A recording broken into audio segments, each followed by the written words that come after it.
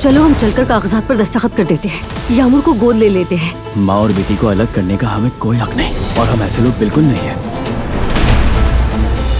मरियम के आने के बाद तो बच्चों में कोई खुशी ही नहीं रही। कैसे खुश रहेंगे जबकि वो देख रहे हैं कि यामूर को उसकी माँ दूर लेकर जा रही है।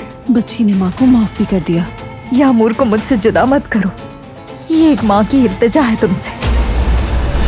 भाई अभी तक उसने कुछ नहीं बताया। जब तक वो आदमी कुछ बोलेगा नहीं मुझे सुकून नहीं मिलेगा भाई। खैरियत है? कोई मसला हुआ है क्या? तुम सब लोग जमा क्यों हो यहाँ? हम तो नॉर्मल ड्यूटी कर रहे हैं। मैंने इर्द गिर्द देखा है, बारान के आदमियों के सामने उस शख्स को अगवा करना नामुमकिन है। तुम्हारी अपने खानदान में कोई खास इज्जत नहीं है, ये मामला मैं खुद ही संभाल लूंगी। दिलान, दिलान, तुम ठीक हो ना?